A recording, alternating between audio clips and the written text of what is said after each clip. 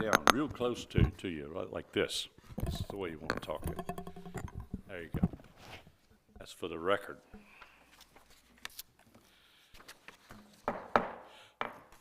The Havre Grace Planning Commission meeting for September 18th, 2025 will now come to order.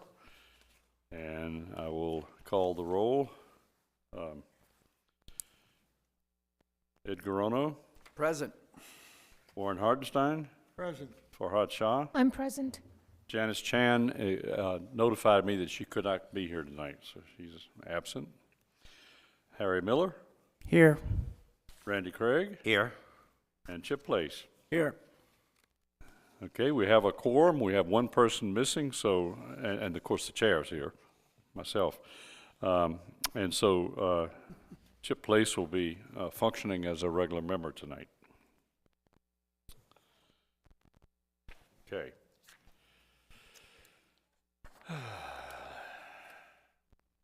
Do we have minutes to approve?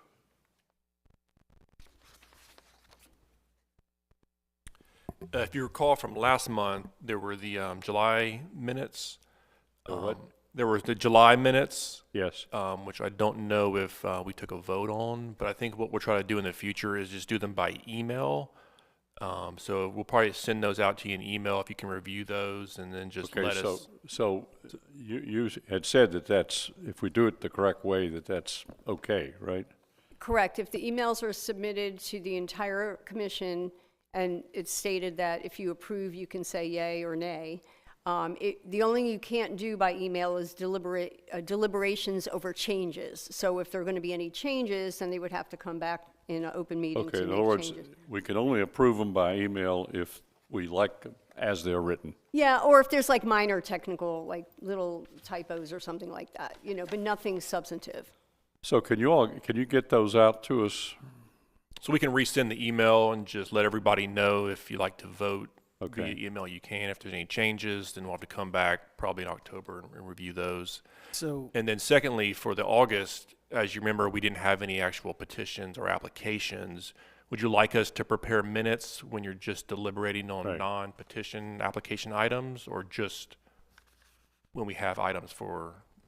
Well, as far as workshop is concerned, I don't think that the minutes need to reflect all the comments that are back and forth when we're trying to craft something, you know, because the document speaks for itself, I would think. Chair, if I may, you could, if there are minutes done for the workshops, it could basically state that a meeting was held, there was nothing voted Yeah, on, but just the what it was about. discussion was over the change, you know, any changes to the rules or whatever the topic Yeah. is. And then the video, sorry, we don't do video on workshops, so you would just do a generic summary of what, yeah, because Robert's Rules of Order does not require a recitation of every dialogue. Right. at a Thank meeting. you. Thank you. That would be onerous. I have a question. So if there is an issue with the minutes, we would just say, it's okay to respond to the whole group that we have an issue with the minutes, but not discuss what that issue is, and then it would not like nullify the vote? No, what you do, it would come up in the public meeting, at the next public meeting, on what the changes should be. Okay. All right? Okay. Now we move into old business, a continued workshop to review and adopt proposed rules of procedure for the Planning Commission. And I had sent out the latest revision to you about a week ago, and that revision is dated September 10th, 2025, and I think you all have a copy of it in front of you. It was derived from the previous amended draft of 8/20/25. Between those two, what I did was I went back and crafted revisions, or a revision, and I sent it over to the city attorney to make sure that it was legally appropriate, and to get her comment on the language. And I might tell you right now that all these drafts have been my own work based on our meetings, and I will take recommendations from the city attorney to make things more correct, if you will, and to make sure that it meets the city ordinance and that sort of thing. But all these changes are basically coming out of the head of your chair, and so it's not like there are two of us trying to write these things. I started out writing the original set way back almost a year ago to get us started, and there's been a lot of changes since then. So any of the major changes are coming from my own thinking, and of course are open to your discussion and your amendment as fellow commissioners. But someone has to write the things, and so I guess I got stuck with that job. Now,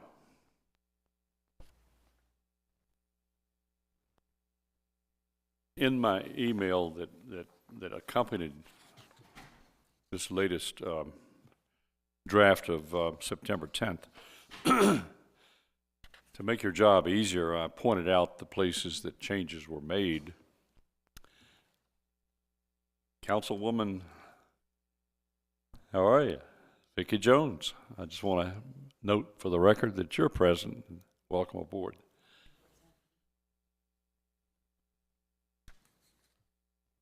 So, if you would go ahead and, without further ado, if we can go ahead and jump into this.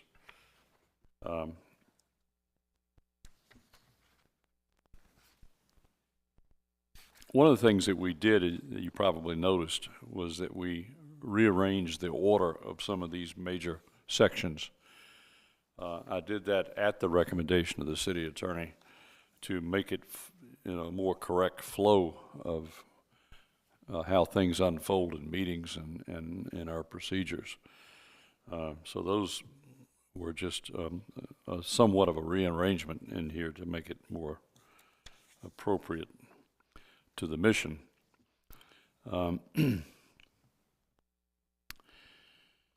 Let's start in the beginning. The first two overview paragraphs, there were no changes made whatsoever.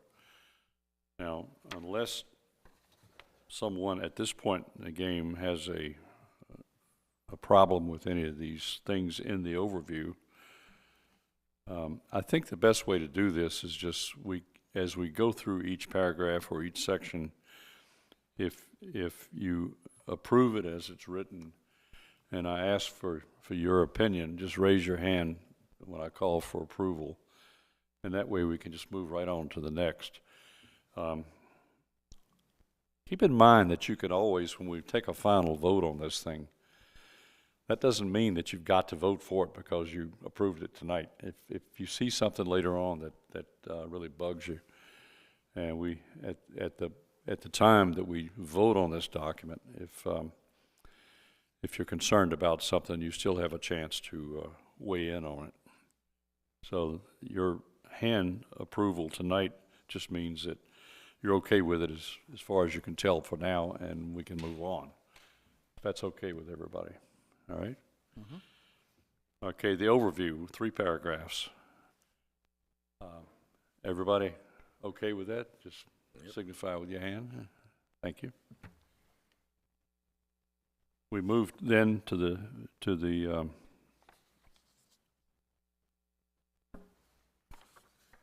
general provisions. And there were some changes in the general provisions from the last time.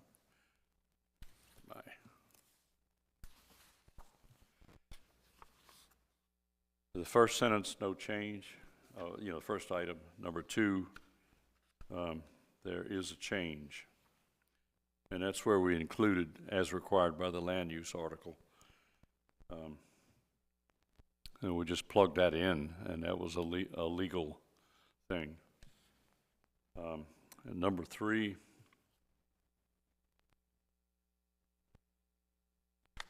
I don't believe there was a change to number 3.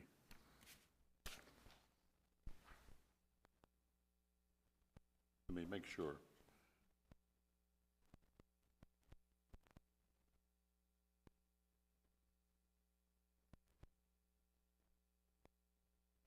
There's no change to number 3.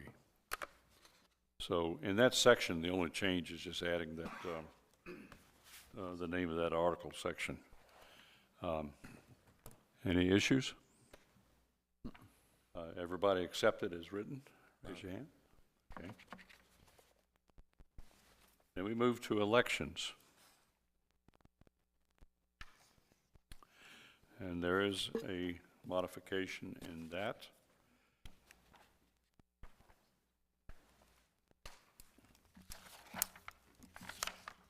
One is the same. Number 2 is the same. Number 3 is the same. Number 4 is the same. Number 5 is the same. Gosh, I think everything's, I just forgot to indicate that in the email to you. I believe it's unchanged, just like it was the last time that we considered it. Unless somebody sees something different in there, I don't see a change. You can always tell by the length of the sentence that something happened. Okay. Any issues with that? Hearing none, all approve? Okay. We go to quorum, and there are no changes in quorum. Quorum is exactly the same as was presented the last time.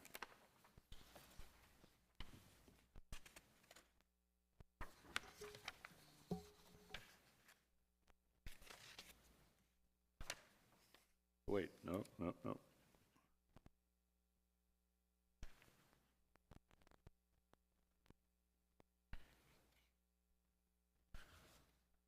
Stand by for a second. Oh yeah, it's the same. What threw me just now was the fact that we changed the order of the paragraphs, and that had me going there. Okay, vacancies. There are, from the last time, there are no changes in vacancies. The same 3 items. And then we go to function of the alternate member. You're going to get approved. I'm sorry. Where are we? Approve the vacancies. Oh, I'm sorry. Yeah. Quorum and vacancies. Quorum. We want approval for quorum and vacancies. We didn't do quorum either. We didn't approve quorum. I didn't catch that one, but My goodness. I'm trying to do too many things at once. All approve the quorum, signify.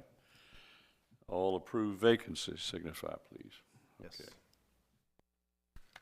Now we go to the function of the alternate member.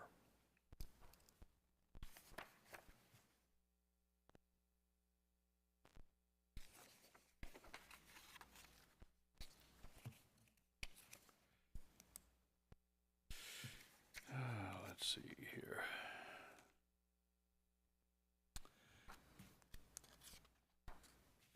Number 1 is unchanged.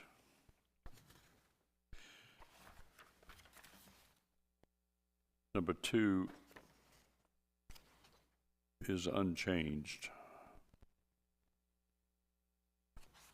Number 3 is unchanged. Number 4 is unchanged.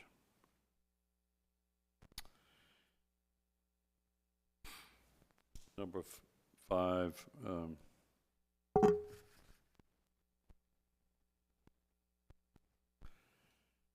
is unchanged.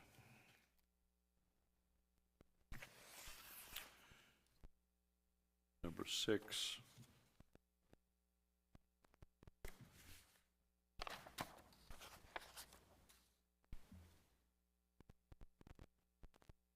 is unchanged. And number 7, there is a change.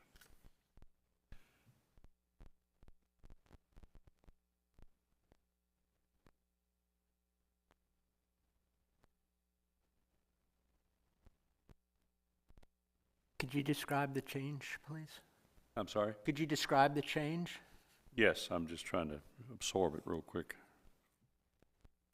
Previously, we said the alternate member may fully participate in workshop proceedings, including the offering of an opinion, but shall not offer motions or participate in a vote unless serving in the capacity of a regular member. The change is, instead of workshop proceedings, the change is in comprehensive plan preparations and workshop proceedings. In other words, we added working on the comprehensive plan. In other words, we gave the alternate a little more Input, input and participation. okay. Anybody have a issue with that? Hearing none. Everybody okay with it? Raise your hand. Okay. Then we go to meetings.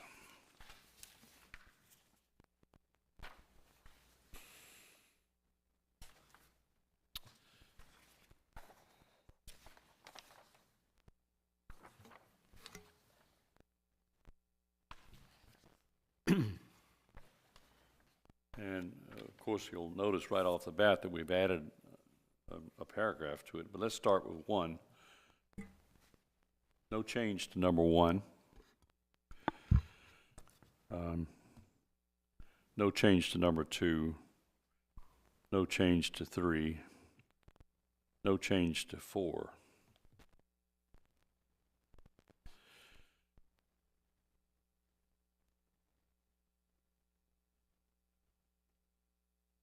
No change to number 5. No change to 6.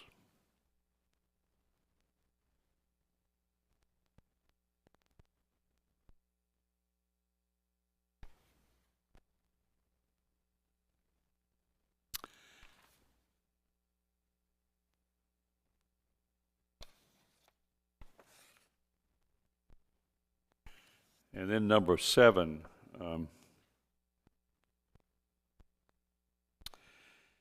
we introduced the business about citizens attending general workshop meetings, general and or workshop meetings of the Planning Commission or portions thereof that are not classified as case application hearings. You can just read the whole thing there. Number 7 did not appear in the previous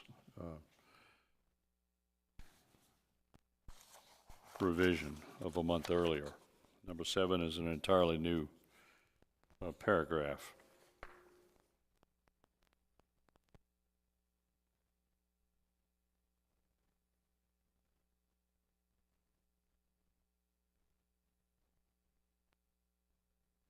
Just make sure of something here.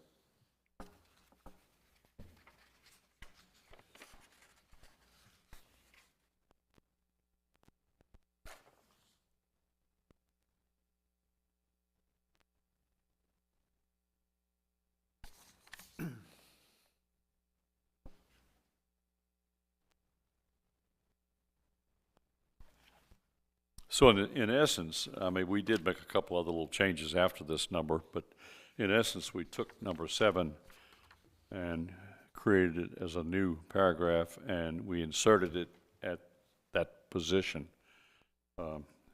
which makes the total meetings section 10 paragraphs instead of 9. Any discussion on number 7? I have some comments. First of all, Mr. Chairman, let me thank you for all the work that you put into this effort, Thank along with the city attorney. I think we're making real progress here, and it's very important to have this all well documented to avoid misunderstandings going further.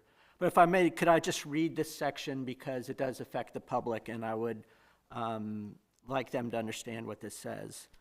And then I'll have a comment regarding it. Citizens may attend and observe general and/or workshop meetings of the Planning Commission or portions thereof that are not classified as case application hearings. Unless otherwise required by Maryland law, during said general and/or workshop meetings, citizens may not participate in the proceedings and may not address the commission regarding general matters. Separate public input sessions may be scheduled as required for review and adoption of comprehensive plan, preparation, and proceedings. So I have two comments regarding this. One is, I think we could be a little bit more flexible in allowing comment where we think it would be helpful to our work in a workshop setting. And then secondly, I would recommend that in adopting these rules in particular, once we think we have a final draft, that we do allow public comment on these, that we introduce this as a formal matter for adoption and allow public comment, because it does involve the public's participation overall in the Planning Commission. So I think it'd be worthwhile to give the public an opportunity to comment on these rules in particular. And since we've never had rules before, this is the first time we are suggesting rules. Well, the reason that we determined not to do that was because, first of all, this is entirely an internal document. There is no requirement whatsoever from the city or the state of Maryland to entertain public input. That's number one. Number two, if we set that precedent, then every time that we need to do anything to adjust these rules, change them, then it would beg the necessity to have public input all over again, even if we make a minor change. In other words, if we do it now, we got to do it all the time. Or the question comes, why did we do it? You know, why did we do that? Typically, public commissions and right on up to the state legislature and city council, everybody else, they set their own rules. That's the way it's normally done. We are far better equipped to be able to determine what works and what doesn't work than, say, a citizen that doesn't understand what's going on. And we would not want a situation where we've got, let's say, some commissioner, myself or anybody, was determined to try to push something through in the rules, and so they invited a whole bunch of citizens to show up and try to put pressure on us to do A, B, or C. And we want to be able to avoid that, because it's really strictly the purview of the Planning Commission and the Board of Appeals to write their own rules. And the reason we never had rules in the past is because the state didn't require them. But the funny thing is from as far back as soon after I first went on the commission in 1990, I sat down and wrote a procedure. And I did that mainly to benefit my vice chair. And in essence, that was operating rules. They weren't as formal as this, but we actually operated under a written guideline from the very get-go. And when the state required that commissions and boards of appeals have operating rules, any quasi-government entity that's working on behalf of the city or the county, they expected us to have a set of rules, and that's what we've been working on really hard. I would think that if a citizen has a particular concern about a rule, that they would speak to one of the commissioners here and just say, hey, what do you think about this? Don't you think we ought to do this or that? And then the commissioner would, if they thought it was appropriate, they would suggest it. But to turn this over to a public process would be very counterproductive to us. Yes. Could I make a comment? Yes. It would seem to me that the way these rules and procedures are created, are mostly within the context of the law, the codes, etc. And I would expect that the public would, have no clue as to what those things are to offer input because of those things. In other words, how would they know? We need to operate within the parameters that are already on the books. Yeah, the three, I'll reiterate, the three things that we're required to do. We're required to have rules and procedures. Mm-hmm. We are required for them to comply with the city ordinance and in no way contradict an ordinance. And they've got to comply with the state law, state statute. And as long as those three things are met, the public is protected. The other thing that can happen, could happen, is if a group of citizens were particularly aggrieved by some provision in here that we have set, for whatever reason, they could petition their city council member to change the ordinance. And if the city ordinance requires us to do something, we got to do it. And that would be the relief that citizens would have. But the main thing I'll go back to, we need to have the flexibility to be able to adjust our rules as necessary, because as we live under these rules, we're going to learn a little bit more about them and what works and what doesn't. And I would not be surprised if we make some change the wording in some provision in here, perhaps once a year, depending on how things work, or we may even add a rule. All right, well, I'll just restate, I think, giving the public the opportunity to comment is always a good idea. And especially since we're setting rules on how the public may participate in hearings going forward. So I'll just leave it at that. Okay. All right. So we're talking number 7. If whoever's okay with number 7, raise your hand, please. Okay. We move to number 8.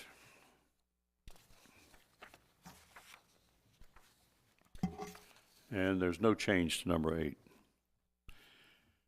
And number 9, there's no change to number 9.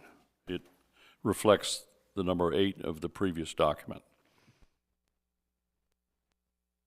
And number 10, there is a change. And you can read the difference.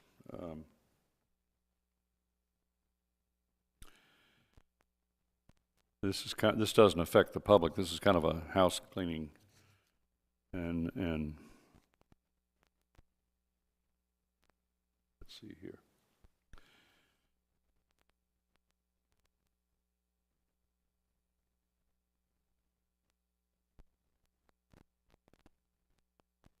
It just talks about how the minutes are prepared, and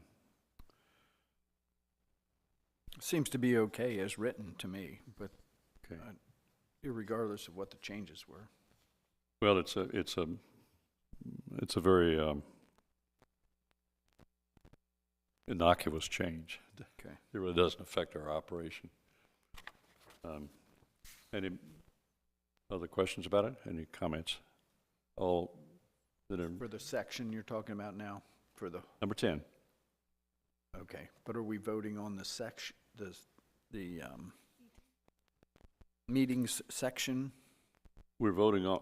We're approving number 10. We've already approved everything up through 9. We're now approving number 10. Okay. Yeah. Raise your hand. Warren, you okay with it? Okay. Case application hearings.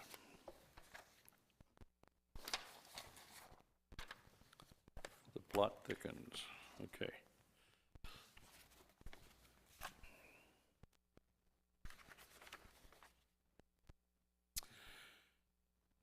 Okay, big change in number 1.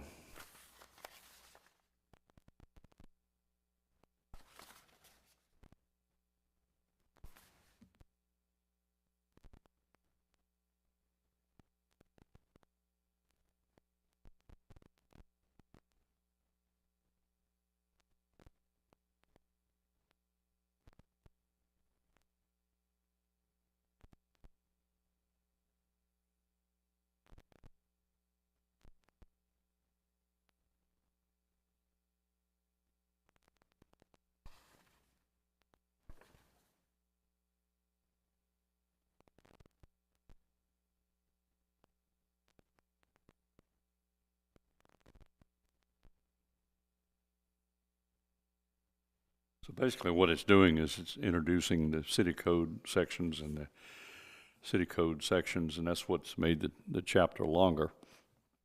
A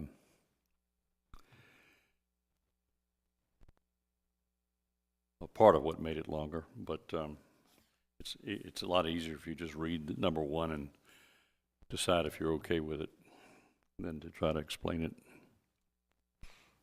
Sounds okay to me. Everybody good with that? Yeah. Okay, we move to number 2.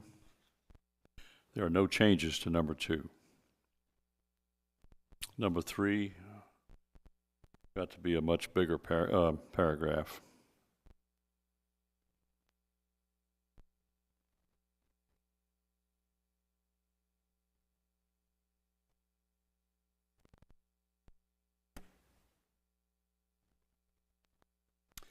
And what we did was we added the second, or the last 2 sentences. The only change is the addition of those 2 sentences.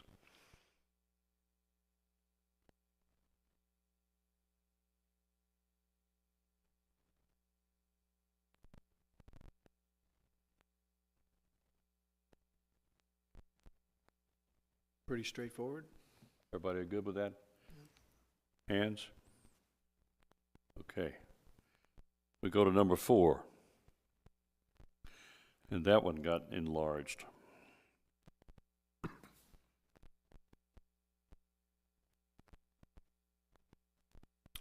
Instead of the director of planning or their representative presenting the application, we're being a little more specific, and we're saying that person shall present a brief summary of the application based on the staff report. And we would like for the director of planning to introduce the applicant who will be presenting the application. In other words, in the past, I've sat here and tried to introduce the applicant, or at least I've just called up whoever. And I think it's a nicer process if the director of planning, who already knows this applicant and has worked with them, would then introduce the applicant to the planning commission. I mean, that's a more appropriate formality. So the applicant has had some kind of a relationship with the director of planning Sure. to that point? Of course, yeah. Okay. Yeah, one way or the other. They've had, Or their representative? but they've been to the planning department, let's put it that way. You know, Okay. they can't get here without going through the planning department first. So that's just a formality. You know, I wasn't thinking about this too much before, but one, this would eliminate the interval where if we had a question of the director of planning, we could ask the director of planning before the applicant got up. And I know we talked before about the applicant has the burden of presenting the case, but we might have a question of the director of planning on some technical basis before the applicant gets up. And Well, that comes down to number 4. And that's when we have questions for the director of planning. At that point.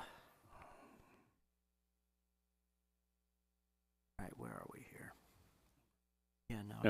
If I lost my place?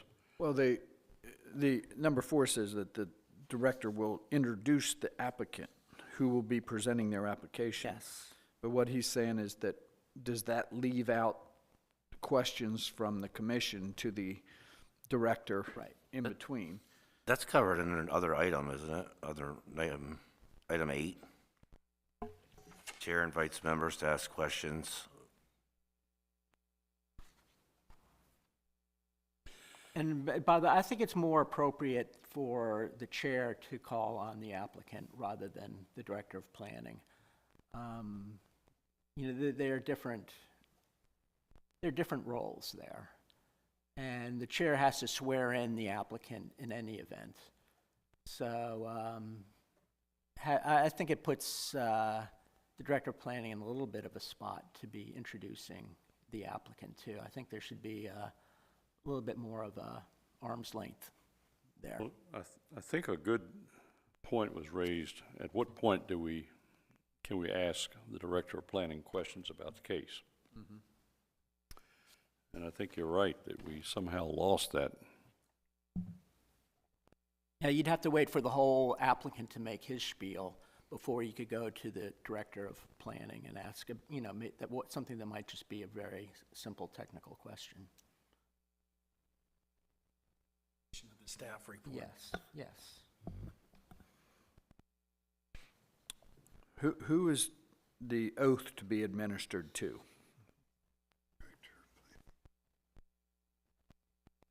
I'll ask the city attorney, in your opinion, who should, besides the applicant and whoever's testifying out here, who else should be sworn in? Typically, anybody presenting evidence that is going to be in the record should be, anybody who is presenting evidence that is going into the record should be sworn in, typically. Including the director. Director? The director can be sworn in. I've watched videos of other communities. They don't necessarily swear in the director because they're not testifying they're just presenting their report, which is required under the city code. But they could be sworn in. There's nothing preventing that. But I've seen communities where the planning directors or the staff was not sworn in, where they just presented the summary of the case. So the questions that we would, when he presents a commentary on the staff report, those questions are mainly just to clarify his comments on the staff report, right? His summary. That would be my understanding. That would be an appropriate, there would be appropriate questions to clarify certain points in the staff report. Yep. Okay. Mr. Ford, I just have a quick suggestion. Maybe to clarify, we can break the part 4 into 2 separate sentences. One is you call upon the director to give his summary, which he usually does, and then the next you call on the applicants to provide their summary. The next line could be that. And this way, I think it takes care of your concern where Mr. Ford is asking the applicant to come forward. And that would help. Yeah. There still might be a window to. And I think that would clarify, because right now it seems like the order we've seen in our meetings, maybe we can just split this up and have a tempo. If I could, the point about calling, hold on, let me see. To present your summary and introduce. Let's tackle the first thing. The introduction of the applicant, I think, from my perspective on how courts work, a judge says to the clerk, "Madam Clerk, could you please call the next case?" And calls the case. So the clerk actually does that. And the only reason why it might work here is because the planning director knows the names of the people. He can pronounce the names of the people. He's familiar with the name of the if it's an entity. So it eases the burden off of you. There might be 2 or 3 applications, and which one are we here with? I just think it can be more professional if you have somebody who's familiar with the parties, just state the name. But that's not a legal requirement. It's just my observation of when you're dealing with multiple cases on a night, it might be easier someone who's familiar with the cases just to state the name of the applicant, and then the applicant will rise. The chair would address the applicant to come to the podium, so that part stays the same. Okay. But that's how I envision it could work. But that's up to the commission. That's not a legal requirement. I personally like the idea of the director introducing the applicant. He doesn't have to introduce everybody, just the applicant. Or even if he doesn't introduce him, at least he announces the applicant's name and that sort of thing. And that gets the ball rolling, so to speak. And then at that point, after... So can I interject real quick? So I'm agreeing with you, but would it be appropriate to ask the director if he's comfortable with doing that too? I mean, it's like, I'd want him to willingly want to do it, right? I can't imagine that doing something like that would make him feel uncomfortable. Well, how about if it was that the chair called on the director to introduce the applicant? See, Fair enough. The I one like time, that. the one thing that makes me a little uneasy sitting here is that I'm looking out in that group, and I frankly don't know who the applicant is. I'm looking at 3 or 4 faces. I'm looking at who might be the applicant, but then again, it might be the civil engineer, it might be somebody else. And I just think that if he knows who that person is, I agree. and I don't, I just see 3 people sitting over there. And I think that that would be a nice thing to What do. I'm saying is, I guess in a nice way, is that I don't generally tell the director of planning what to do. I would ask Not him telling if him that's what to do. something he's comfortable with. No, we're not telling you what You to know do. what I'm saying? We're just putting it in our rules. Just do have questions about what kind of information do you want us to provide you while we're introducing them? Just their name, their title, anything in particular? I would just say, Mr. Chairman, I would like to introduce the applicant and give his name, and that's it. Just the name, okay. That's all I need. I just need to see who the man is, or lady. And But like you said, there could be 3 or 4. well, if Participants. it's a, The applicant can introduce his consultants. Yes. well, I always call on them to introduce people that are there with them. And we always start out with the applicant first anyway, so, and then they turn around and introduce their own consultants. That's what the practice has always been, because I don't know who those people are either.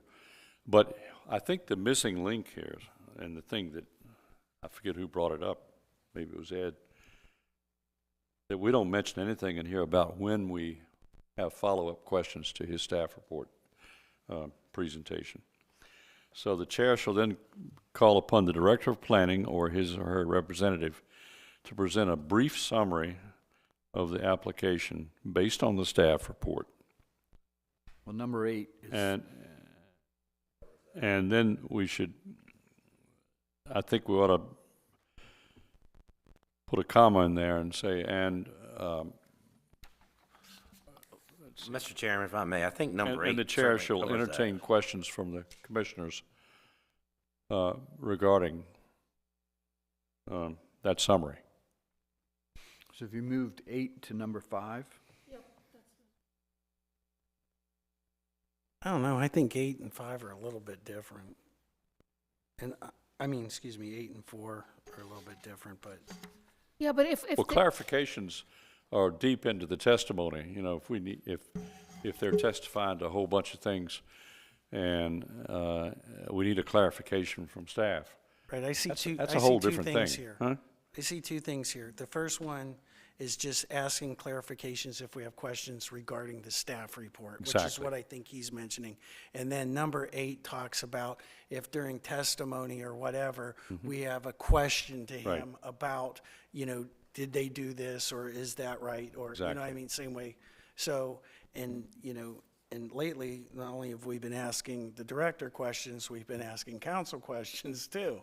So I don't know if you want to address that, but So, Mr. Ford, Two if separate the things. idea behind this section is to actually list step by step how we conduct our meetings, then I think it will really help if we do that with number 4 also.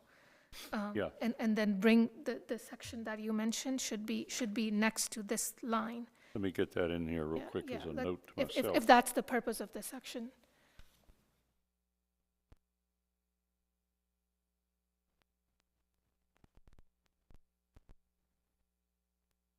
Okay.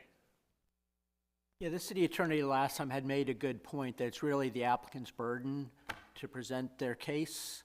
And we don't necessarily need to dwell on the director of planning with too many questions because it's the applicant's burden. Right.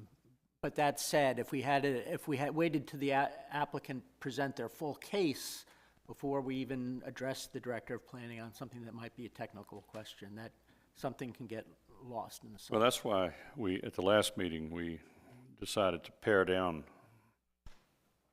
any requirement for the director to have to read his entire Right. staff report into the record, because We that don't need staff that. report can stand on its own 2 feet as part of the record as a document.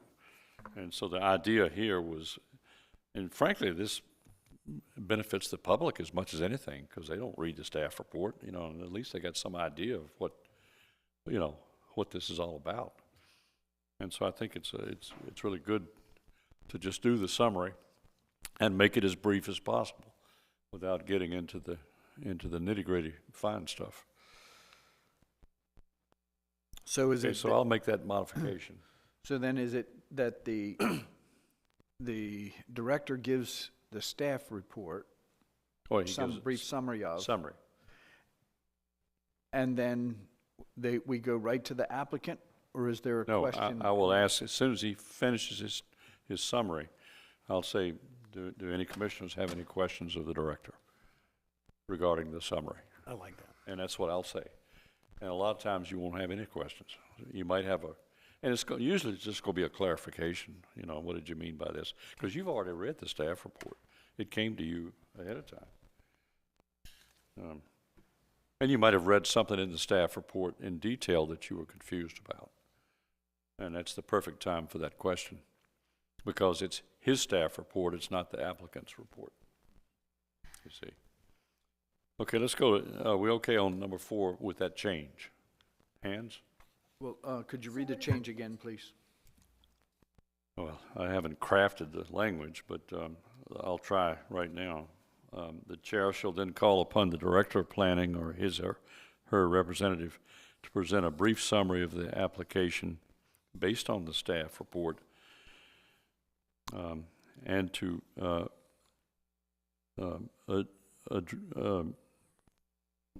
receive any questions from commissioners regarding same. And then introduce the applicant. And then the next sentence would be, the director will then introduce the applicant who will be presenting the application. I'm good with that. Two sentences. Okay. Okay. All good? Hands? Good on that? All right. Number 5. Good to me. Number 5 is no change. And number 6, there's no change. And number 7, there's no change.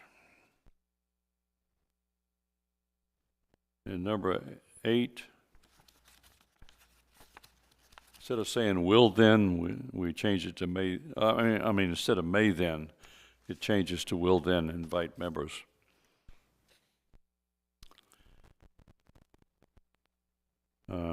Let me see here. To seek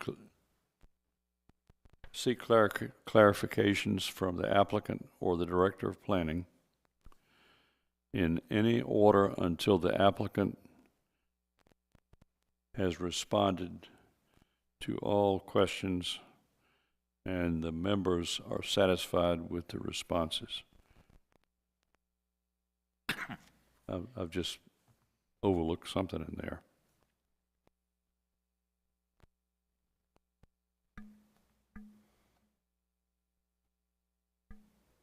I think it sounds good. And I would ask again, though, just what you guys think about, I found that having counsel here has been very important, and maybe we want to ask questions of counsel at that time, too. Say again? Maybe we want to ask questions of counsel at the same time, too. Is council typically at a planning commission They meeting? have been. You talking about her? Mm. City council is not required to be at a planning commission meeting, are they? Yet? No, they're not. And actually, when I sit here, I'm acting as the planning commission's attorney for purposes of rules and procedures, overseeing a city agency. So after this, you're not going to be at regular hearings? no, I will be at most of them now, but See, the here's role is more secondary. I think the prior 2 applications, there were questions that came up that I was individually involved with. I typically am not involved in a lot of the planning commission proceedings, but particular issues that came up, I was. So that was the one The thing about having counsel sitting here is that there's never any particular time in this entire proceeding where we would automatically need counsel. In other words, we kind of need counsel as the situation arises and at odd moments. So to try to inject a point in time where we turn to council and say, do you have any comments? The council's not supposed to be advising us on how to decide the case. Typically, and they're not supposed to be weighing in on the case. typically, to clarify, my role here would be to respond to the chair for points of procedure, clarifications on the law, clarification on the rules. That would be my typical role here. So it could happen at any time, you see. This is That's good why she's not mentioned in here. good discussion. I'm fine. Yeah. Yeah. And it's a joy to have counsel for the first time in years. It's wonderful. I could have used you a long time ago. Okay, where are we? 9.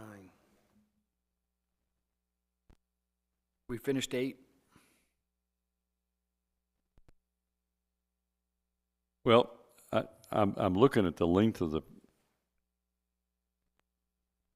paragraph, and I'm trying to figure out what changed, and I think what it is 2 different word processors have just kerned the letters out a little further. So the only change that I can see, unless you all see something different, is the word may got changed to will.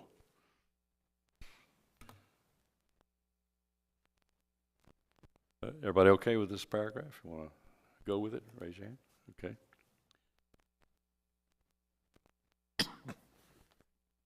Number 9, there is no change. Well, when others identify themselves, we ask them to introduce their name, their business name, and address, and shall become part of the record. So do we want to add, include, or be consistent with what we're asking of others? Swear in. Trying to go back and find where. Okay, so if a citizen wants to speak, we don't require them to be sworn in. We decided that last month. Right. But we do require the person's name and address, which shall become part of the record. So we do ask them to state their name and address.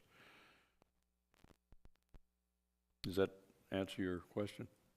Yeah, it does, except that I don't know if it's important as well to know their business or any business affiliation. I was just, for consistency from the other introductions that we do. I would think that would, that would not be necessary. Okay. I don't either. What do you all think? I mean, I think that's kind of The pushing folks it. are speaking as citizens, not That's right. as They're business. just Joe citizens. Applicant is That's a right. business. As a matter of fact, I wouldn't want whatever business they're in to taint our attitude towards them in case they're in some sort of terrible business. I have sort of a second, I don't know, a separate sort of question. I guess it's asked for city attorney's input or the chairs. I noticed like when you read like item 7, item 8, item 9, the chair shall, the chair will, the chair shall. There's a variance there. I understand that in item number 8, that was changed from may to will. Is there a difference between will and shall? Would be my concern. Depends on whether I you're- just looking for some consistency. Depends on whether you're in the Army or not. Yeah, I understand. I mean, Mr. You will do this. I guess I'm looking for some consistency on the Well, shall vocabulary, is the language. an ultimate command. Right. So that's why I thought it was. And will means that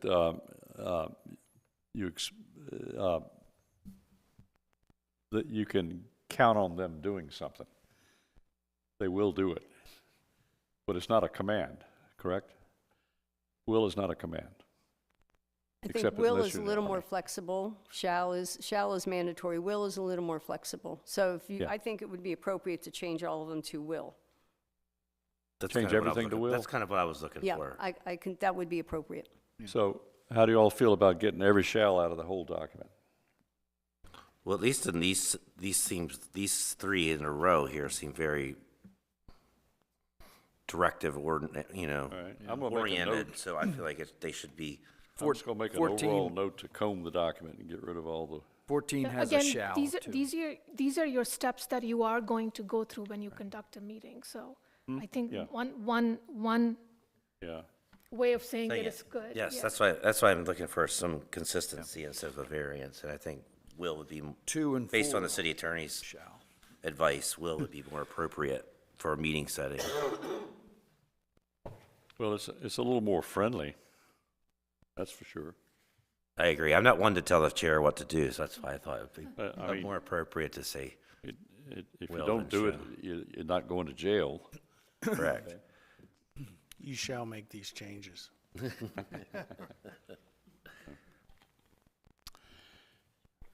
Okay, let's see here. Where are we? Number 9, number 10.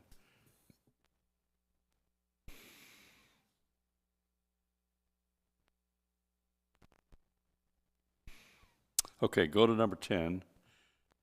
And we've put in 10, 11, and 12 is new to you from the last month. All right, and we inserted 10, 11, and 12 right at that point. And this was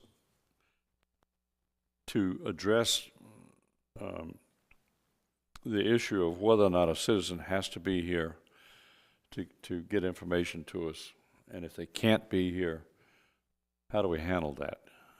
And at the same time, keep the process efficient and not overburden staff. And so what we came up with, I should take personal responsibility for this because I basically wrote these 3 things and then sent it over to the city attorney for comment.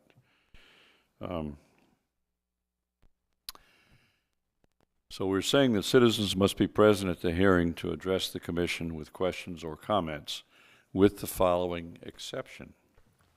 A citizen may appear on behalf of one other citizen and limit his or her remarks only to the written statement of the represented citizen. Now, what that means is that if you want to come and testify in person,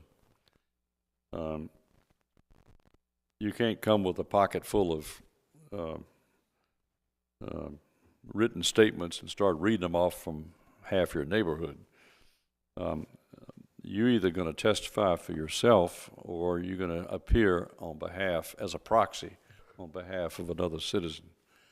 In other words, for one comment, we're going to only have one person standing here. And it'll either be a person speaking on their own behalf or it'll be a person speaking on someone else's behalf. And the idea there is to cut down on the possibility of us getting flooded. And which would be, of course, we could always cut off the discussion, we could always invoke cloture and all that kind of stuff. But I hate to do that to a citizen. I would rather, and I think if a citizen has got something that important to tell us and they can't be here, and it's a very legitimate reason why they can't be here, then they should find somebody to speak on their behalf. And that's the thinking of this number 11. Number 10. And so that means that if a particular citizen can't first come to the podium and speak their own mind about something and then turn around and say, and by the way, I'm representing so-and-so, and pull a piece out of their pocket and start reading that. In other words, they got to do one or the other. Because I don't think there's going to be that many cases where a person really is extremely anxious to say something to this commission and can't be here. You know, that's not very common. Not very common, but this way we get the opportunity to hear that person. Now, the same rules would apply to that as they read that statement. That's number 11. I mean, number 10. Comments on number 10?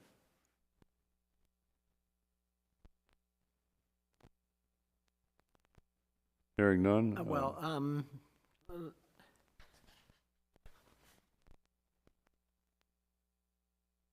I don't think it's really a problem if somebody's there to have they have their own comments. And I was concerned when I first read this that, yeah, you could end up with a filibuster situation where somebody ends up, reading 10 different people's comments and takes a half and people, hour. we don't even know if they're real. We Well, don't know anything. I think the situation you might have is that somebody has their own comments, and then somebody else just couldn't make it. Maybe they had childcare or they had other issues, and so they would like to read the other person's comments as well. I don't think that's too much of a burden on the commission. It's the problem is where do you limit it? And I think that do you just limit it to one? And that sort of thing. I really think that when there's an issue in front of us that, let's say, a whole neighborhood's concerned about. Right. All right? Which can happen, and let's say 7 people from that neighborhood show up to speak to that issue, and we put the limit on them, the time limit. I can't imagine that they can't find an 8th person to act as a proxy on a person that can't be here. That's the thing. It puts a little more burden on the person. We're giving them a break by not requiring that they be here. But at least they could find someone to represent them. That's the point. Well, In most places, they don't, if you're not here, you can't testify. That's it. We don't hear you. I think we're putting a kind of a double burden on. One, we're not really, although we should talk about 12, you're not allowing written comments, and you're only allowing somebody to testify on behalf of one other person, but not themselves. So I think that's a little bit of a double whammy on the public. And again, I would, as discussed earlier, I think we should be flexible to encourage public participation and not be concerned about the burden on us, but I think we should be concerned about the ability of the public to participate. Well, the thing that we always have to be concerned about is games being played against us, and that's the thing. We've got a finite amount of time to decide these cases and to hear testimony, and as long as we've given everybody a fair chance, to get too flexible is just basically just opening things up more and more and more to the point where it would be very easy to drive this into a tabling and everything else, as intentionally causing us to have to table, by tactical things. Yeah, I don't think that's been a problem, though. And in fact, and just until very recently, we have allowed written comments. Yeah. People would send in emails, I'm very concerned, this, that, and it Right. hasn't been overwhelming at all. We'd maybe have, So we started out a month ago just saying you got to be here, you can't, that's it. You have to show up to be heard. And so now we're trying to open it up, but you want to open it up more, and that's the thing that I'm trying to keep it tight. Any other comments? If you're in favor of number 10 as written, please put your hand up. Okay. Go to number 11, and that's the time limit. 3 minutes, same as, I believe, City Council has 3 minutes, right? Who's running the clock? Huh? Who runs the clock? Me. Where's, So normally, like for city council, they have a little timer. I don't know if we could look into whether we can I'll get a that. timer if I have to, yeah, sure. I'll just start a little timer. And when it says ding, you're done. Who runs it at city council, do we know? It's run through the, Does Jimmy whatever run it? the audio visual system is here. I think Jimmy knows how to do that. Jim, What, he runs a Jimmy, timer is through that the? something you do, is you set that little timer clock?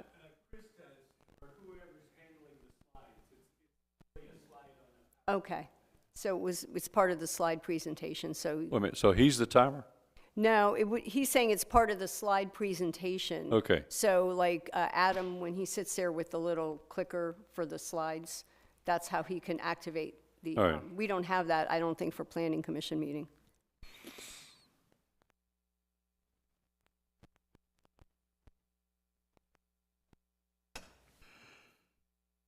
Okay, the chair will, here's another thing that we're allowing the public, the chair will have the prerogative of extending this time limit by a stated number of additional minutes if the content warrants. And that's strictly a chair decision, but and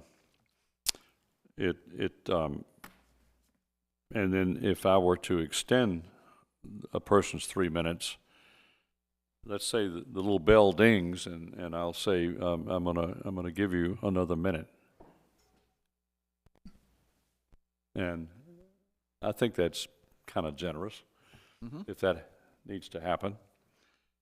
But this person may be telling us something that is extremely important information for the commission, and the commission realizes it's important information. And the citizen is not just repeating what the person right before him said. You know, it's new information, and we need to understand it. And I would also say that I would, if any of the other commissioners asked for a time extension for that person, I would consider that too.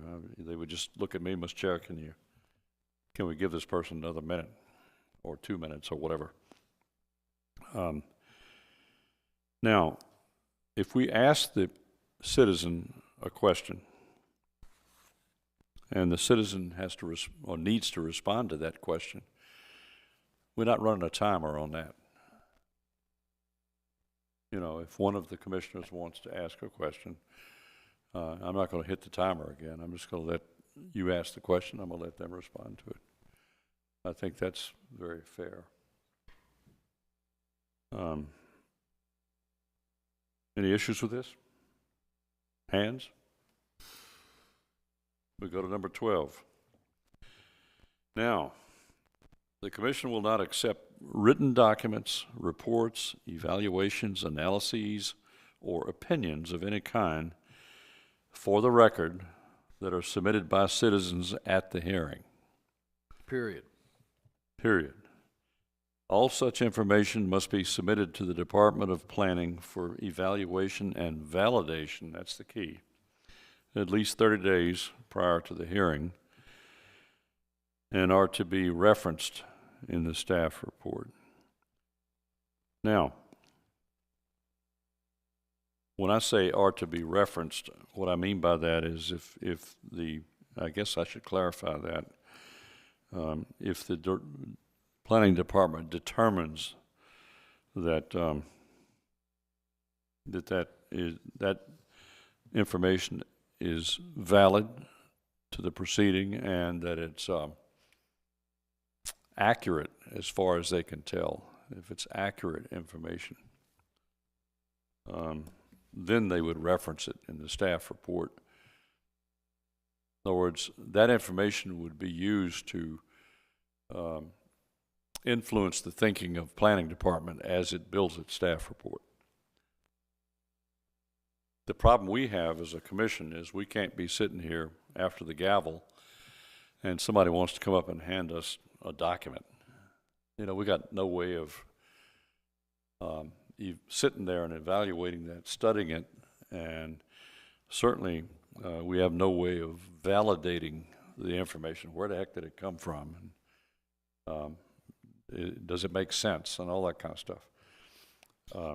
So why do we need the second sentence then? I say eliminate the second sentence. All such information must be, what are you saying? Yeah. That sentence? What do you mean, why do we need it? Well, We're saying that if a citizen wants to go to the trouble to produce this information in writing, we're not going to just throw it in the trash can. I mean, it needs to be considered by somebody.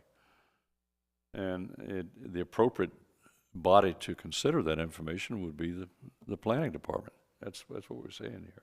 okay.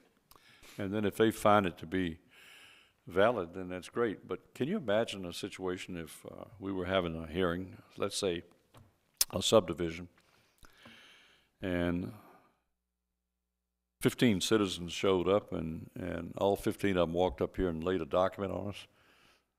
You know, that would be automatic. Hey, so, you know, I think the key words here are citizens and for the record. Those are both important to me. We have been handed stuff, I know. okay, from citizens too, that, you know, here's a picture of what I'm talking about. You know, we have seen that. So I would like a clarification on that, because unless you were there to validate that that picture is really the situation as it is at that moment, we can't consider it. I know. But what I'm saying is, we have been handed stuff before. I know we have, and it's been awkward. It has. Yeah, I mean, very awkward. because I believe they're trying to give us good information, but it's not part of the procedure. Right. And we really didn't know how accurate and valid it was what was handed to us. You know. But the key word is citizens, because also we've gotten people that hand us a binder of their presentation so we could flip through it here, because it might be hard to see on the TV or something like that. I don't see a problem That's not with a that. citizen, That's that's the the applicant. applicant. Yeah, So that's okay? I would think so. Okay. If I could add, one of the issues, I was actually at a land use program yesterday, and one of the sections was on, one of the topics was on ethics in land use matters. And so one of the issues that came up with the board, the panel that was there, a question came up as to whether, what constituted ex parte communications. And citizens should not be petitioning individual members of the commission, nor should the commission be seeking out third-party opinions outside of an applicant hearing. So if there is an application pending before the commission or expected to come before the commission, that those matters should only come through the Department of Planning and the applicant through the procedures that you're looking forward to doing here. So that it is important to understand that ex parte communications doesn't mean just with the applicant. It means with other people trying to sway any individual members to a decision outside of the formal proceeding. Because you're sitting in a quasi-judicial capacity, that's the issue.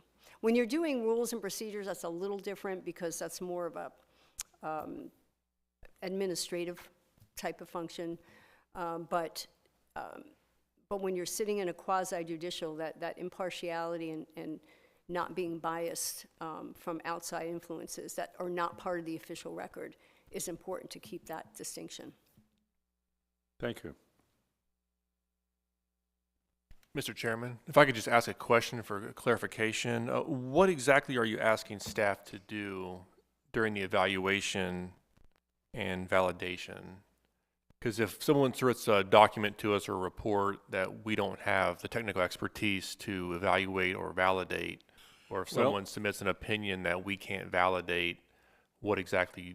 Well, what we're saying here is that you have the discretion of accepting that item, that document, or not. And you have the discretion as the department to decide whether it's worthy of presentation to the Planning Commission.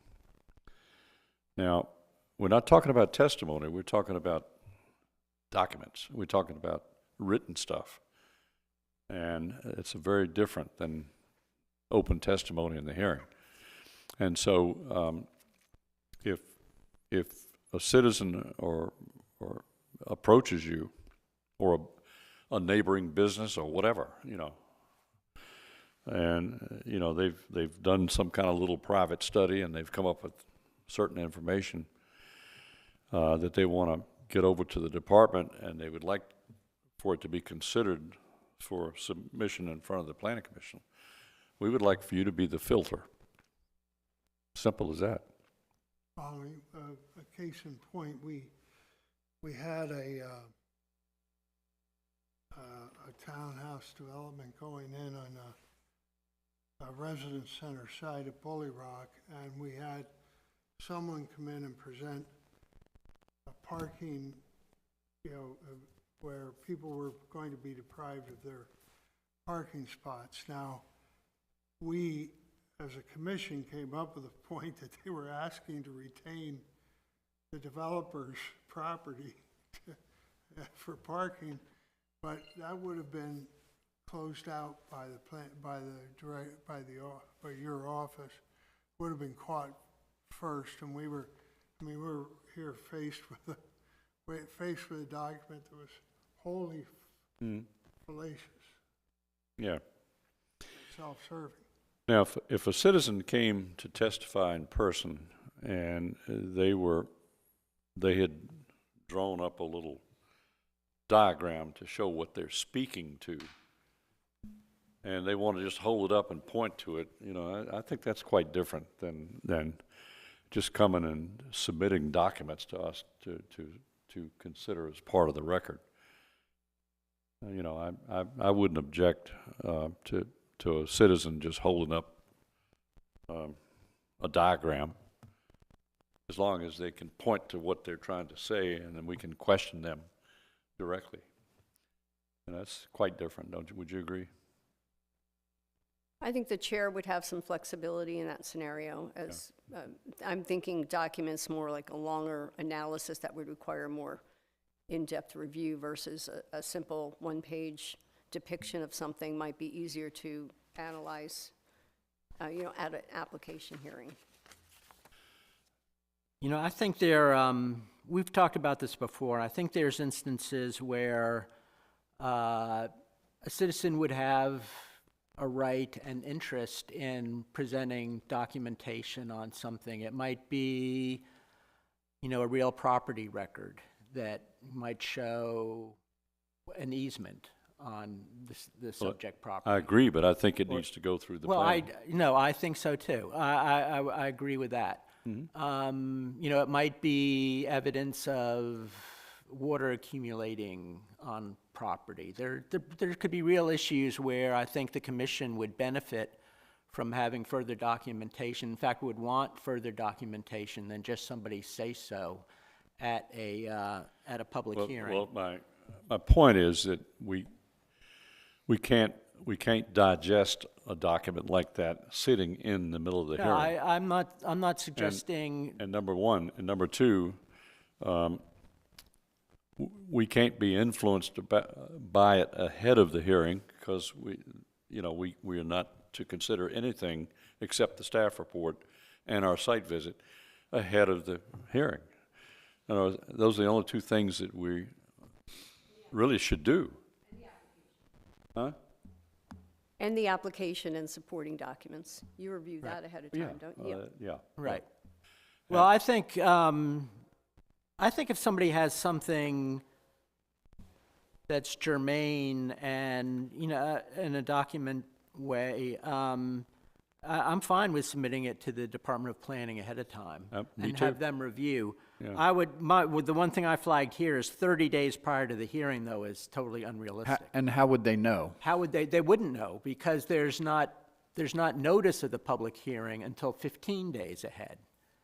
And there's not really readily accessible access to the application documents either, which is a problem that we have. You know, you basically have to file a Public Information Act request just to even see the file. It's not online, it's not anywhere else. So the public has a very hard time evaluating these applications. That's why I don't particularly like that sentence in there, Which sentence? the second sentence about that. Oh, about 30 days? Yeah. Well, Well, should we just say it should be submitted to the Department of Planning prior to the hearing? I would give them 3 days prior to the hearing. Can we do better than that? We can't. Well, be they're put- not going to know that either. I guess it depends on what is the expectation of staff. Like, say we have a document. I'm still kind of going back to what are we supposed to do if we receive a document from a citizen or a photograph or a report? Like, what are you expecting staff to do? Just to say we received this and then pass it on to you, and then the person who submitted it comes and talks about it? Because staff, I feel like we are now taking ownership of that document, and then we have to explain it, and we may not be able to. We may not be able to know where it came from, whether it's valid, but then there's an expectation that we have to then explain it to you and Well, see, questions about it. if we don't know where it came from and we can't make heads or tails out of it, why should it come to the commission? Well, because someone has submitted it for your consideration. I So are think there, I would have a, need, go ahead. yeah, let me, I don't mean to interrupt, but I think maybe a better process would be understanding staff's role versus your role versus the applicant's role. And I think if you do something like 3 days prior to the hearing, it has to be submitted 3 days prior to the hearing to the department, because the department can stamp it with a date. At that point, the department can then distribute it to the applicant for review and comment, and then staff can attach it to the staff report. This is what I received. And then the commission has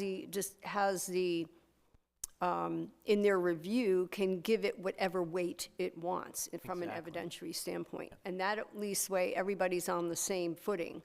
Everybody has access to the document.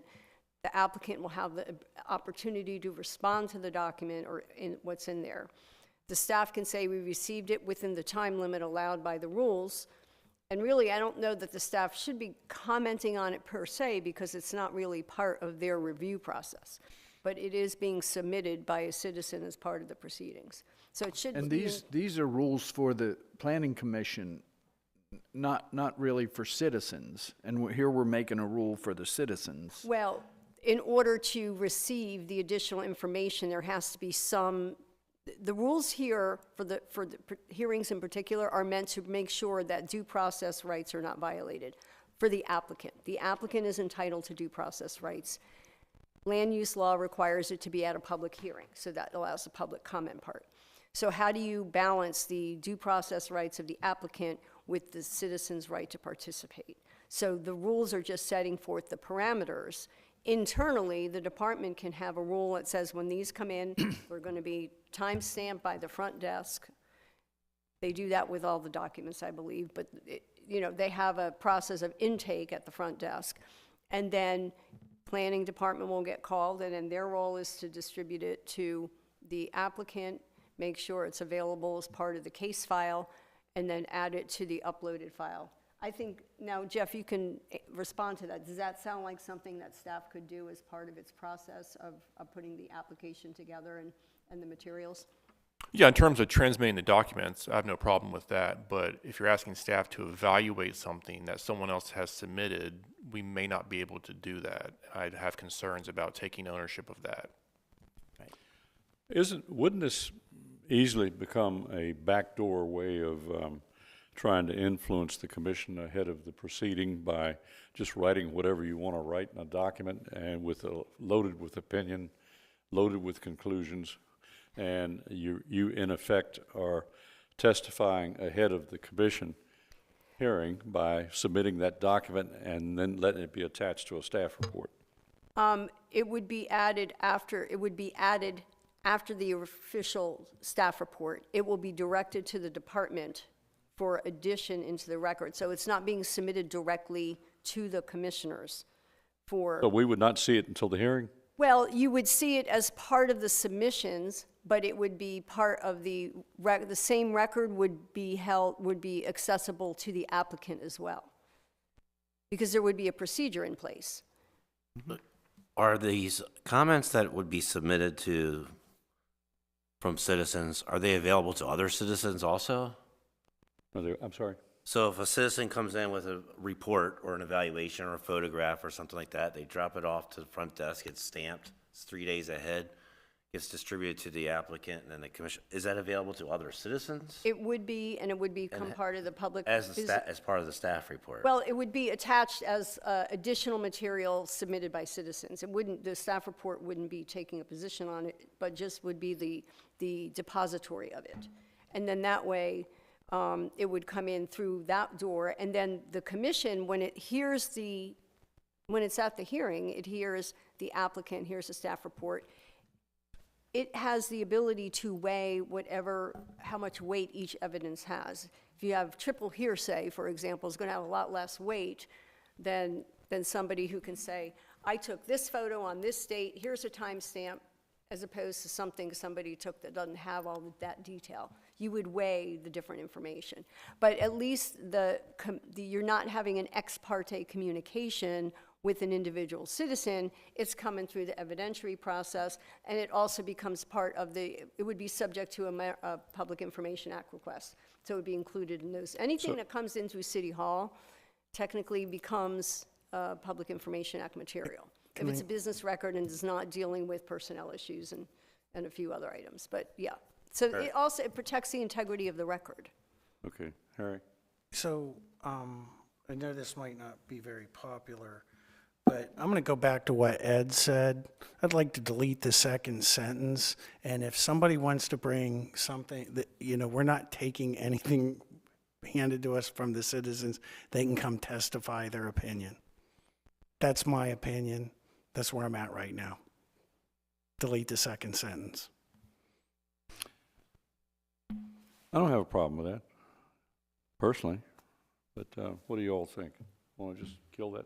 I agree. As I stated before, I believe city business is done here at City Hall in front of everybody else. So I think that's the best course of action. Okay. I'd say no matter how many days ahead you make it, it makes it really hard to deal with.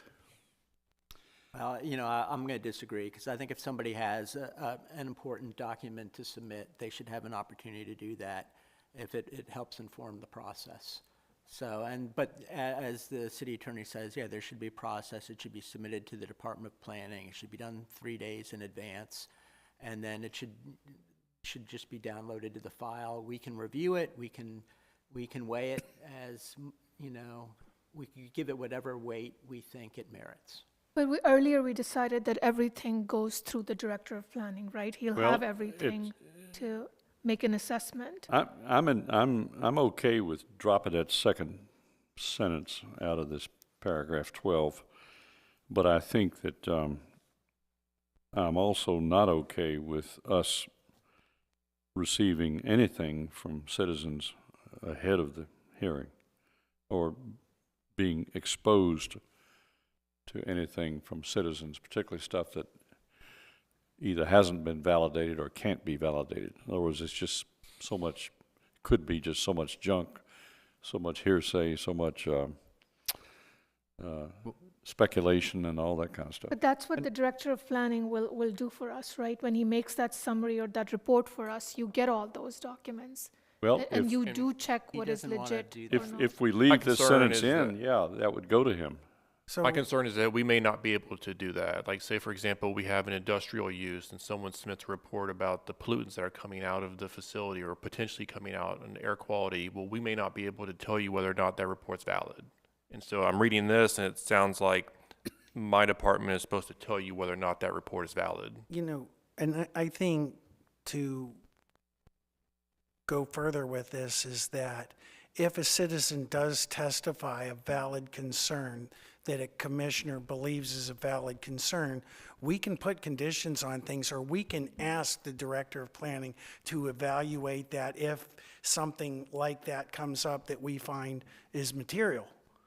Okay? So I'm back to testifying in person with your information, and we can evaluate it. Well, I was just getting, I was just getting ready to add that I can't think of much that they would walk up and hand to us in a way of a document that they can't just sit right there and testify to and say, and they can summarize it in their testimony. And if it's some serious stuff, you know, we could always decide to table. We could always decide to Make it a give them extra time, Or make it a condition? all that. And Chair, if I may, what would possibly happen is if the applicant has an attorney, they may request time to review it and for a second hearing to be able to respond if it's something of Yeah. import or of interest to the commission. So that's a possibility too, that the applicant may even request more time for review. Yeah. How is a citizen to know what the rules are ahead of time? In other words, I anticipate that a citizen would come here with whatever their thing is to present at our hearing and not know the rules. You know, how many days ahead of time, who to But submit it to, and all That's like that. impossible to teach them the rules. Exactly. So, The only way out is not have rules. well, that's why I say, let's eliminate that paragraph, but. I'm gonna have to excuse. We can solve that problem, just don't have rules. Tear Well, this. the citizen can have their input Yeah, after the fact. And if the department determines that they have a valid point, it would then be up to the department to maybe, you know, pull back the approvals or adjust them according to what this new information was. But It's actually the commission's job to do that Right. with the application. And that's where we would make a condition or ask or table. okay, Right. yes. okay, let's wrap up number 12. Am I hearing from my fellow commissioners that it's probably the smart thing to do to delete the second sentence? My opinion. I agree. Everybody agree? No, I Okay, we're disagree. gonna pull out the second sentence. I disagree. I think it should be reworked. All right. Basically, you're saying that So what would written you reports suggest? will not be accepted at all. That's not what it says. It says you come to the meeting, you present what you have, and if the commission agrees that your document needs to be reviewed, It says, it could, something could be tabled and Randy, documents received. sorry, it says the commission will not accept written documents, reports, evaluations, analyses, or opinions of any kind for the record that are submitted by citizens at the hearing. That's what we mean to say. Because we're in no position at that point to determine the validity of But an item could anything be like that. tabled and documents received at another time, or redirected, or what have you. We've got some options, but it's just, I think it's highly inappropriate for a citizen to walk in here I agree. with a complex document that they can't testify to standing there and expect us to accept it or absorb it or rely upon it. And if it's that important, and they put that much work into it, the citizens should just naturally assume that maybe the best thing to do is take it to the department and present it to them. Well, then you should say After the that. fact? Huh? Yeah, when would they do that? After the, After we decide on it? yeah. Yeah, That doesn't make sense. well, That's why I think. we're gonna get wrapped around the axle if we start going down that rabbit hole. I thought the city attorney laid it out pretty well, that if somebody has something, a document, they should submit it 3 days ahead to the department. The department submits it to the applicant, the department downloads it into our shared file, and it's there for us to review and weigh however we want to weigh it.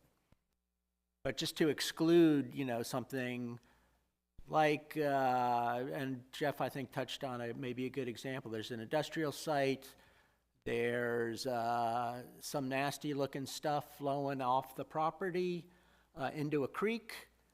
Wouldn't we want to know about that? Wouldn't we want to see pictures of that? Well, Since we're not a police force, I'm not sure it would make well, I what think we could do with something like the that. department could evaluate that later. And it turned out to be a valid point, maybe the department could then come back to the commission and say, we have validated this and now. So let me help again. I'm trying to help. We're not the end-all be-all, okay? There are a ton of conditions that the applicant has to, all the hoops they have to jump through before they issue the permit. We're just ones that are blessing subdivisions. We're not looking at industrial cleanup sites. We're not counting trees here. That's not us. We're looking at the merits of what's presented to us, and we base our decisions on those merits that are here. If there is pertinent information that some big deal that's testified in front of us, it'll be in the record because they testified to it, and that something like that could be evaluated prior to them issuing permits. I mean, It's a long road between our approval and the final permit. there is, because they need our approval before they start spending on all the money on the designs and everything plus, else. there's all kinds of state and federal laws that guard against stuff like that can be applied to them Exactly. long after we've approved a site plan. So and I realize that was probably not the best example that was put forth, but I understand. This can easily become a conundrum for a planning commission as to, how do you deal with The department should deal with. and the main thing that we have got to guard against is being presented with things that we are not equipped to deal with or to evaluate, even the commission. All we can do is just take the person's word for it that this is true and accurate and that sort of thing, even though they're under oath. But it's very easy to flim-flam a commission with almost anything if we let it happen, and we've got to be careful about that as well. I think that anybody that would walk in here and want to present a serious document to us with all kinds of data and all kinds of conclusions and that sort of thing, and to things that they can't stand there and testify to raise the issue and raise our concern, I would be suspicious of that. I really would. Chair, if I may add, if you have somebody presenting that type of substantive, detailed information, at that point, the chair may need to put that person under oath, because now they're providing that level of information as opposed to impacts on adjoining neighborhoods, which is typically what people will testify to, impacts, traffic, accessibility, things like that. But if there's somebody's coming in with some kind of detailed technical report, then yes, I think that person would need to go under oath, and you need to find out what the credentials were of the person who wrote such a report to make sure that it would be sufficient to counter the weight of other evidence that's already in the record. So it does create some complexity to the matter that, the chair you can deal with those issues as you go. There's no requirement that you have a rule on that, but. See, if a citizen was standing there testifying and they had a piece of paper in their hands and they began their testimony by saying, I brought these documents to distribute to each of you, I would stop them right there and I would say, we cannot accept unvalidated documents. I'm sorry, but can you testify to what you're concerned about that you're supporting with that document? What is deeply concerning you that you would have hoped that this document would support? And I would just try to pull the testimony out of them so that I can get as much information as I can that way, is what I would do. And that's actually consistent with how evidentiary rules apply in a courtroom. You have to validate something first, date, time, stamp on a photo, the authenticity. So that would be fine. And then after the person testified, you could then accept the document at that point, because now you felt comfortable that there was some We could, validation. if it's serious enough, we could go so far as to table and have that document delivered to the department and let them evaluate it and all this kind of stuff and come back next time. Or you could just do a short recess too, to review it, Could? not discuss it, but to review it, and then come back on the dais. Right, right. All right, so we've already raised our hands on taking out that second sentence. Other than that, who's good with this? Number 12, hands up. Okay. Number 13, which used to be number 10, and there was no change. And number 14, which used to be number 11, there's no change. And number 15,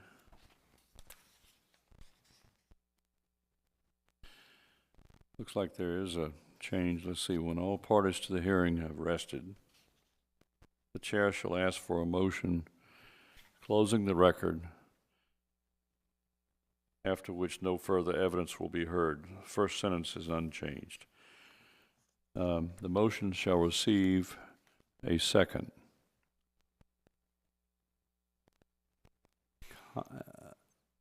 And we eliminated the period and started a new sentence. We've eliminated the comma and started a new sentence. Once the record is closed. Is there a vote in there somewhere? Huh? Should there have been a vote by the members in there somewhere to close the record? A motion received and seconded, and then a vote. And then voted upon? And then voted upon? Okay, let's do that.